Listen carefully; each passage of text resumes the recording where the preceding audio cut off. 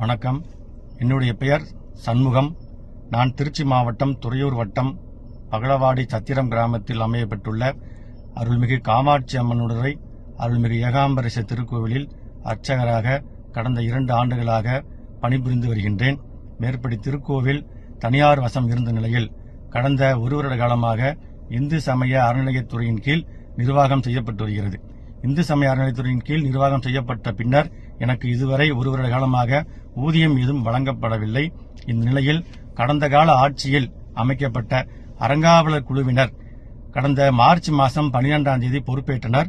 March 13ஆம் தேதியே என்னை காவல் நிலையத்தில் சென்று என் மீது பொய்யான புகார்களை கொடுத்து என்னை கோவிலில் சாவியை ஒப்படைக்குமாறு மிரட்டுகின்றனர். நான் அனைத்து சாதியினரும் அர்ச்சகராகலாம் என்ற திட்டத்தின் கீழே படித்துள்ளேன். மேலும் சைவ சமய வகுப்புகளும் பயின்றுள்ளேன். ஆகமமும் முறையாக பயின்றுள்ளேன். மேலும் நான் கலப்பு திருமணம் செய்துள்ள காரணத்தினாக என்னை ஜாதிய பாகுபாடு பார்த்து என்னை பூஜை செய்ய விடாமல் அறங்காவலர் குழுவினரும் அறநிலைத்துறை செயல் அலுவலர் திரு ராஜகோபால் அவர்களும் அறநிலைத்துறை ஆய்வாளர் திரு மாயக்காலை அவர்களும் செயல்படுகின்றனர். எனக்கு எதிராக தேவையில்லாத பலவிதமான ஆதாரமற்ற குற்றங்களை என் மீது சுமத்தி என்னை கோவிலில் பணிபுரிய விடாமல் என்னை உரிமையில் பேசி அடியாட்களை கொண்டு மிரட்டுகின்றனர்.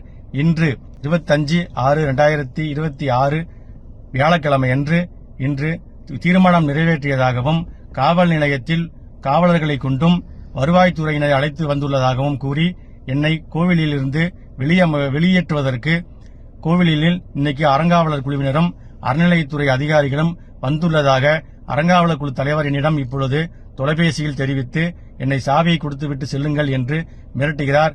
எனவே பெரியாரின் கொள்கைகளை ஏற்று ஆட்சி புரியும் நமது தமிழக அரசு மாண்புமிகு அமைச்சர் அவர்களுக்கும் மாண்புமிகு முதலமைச்சர் அவர்களுக்கும் எனது பணிவான கோரிக்கையினை வைக்கின்றேன்.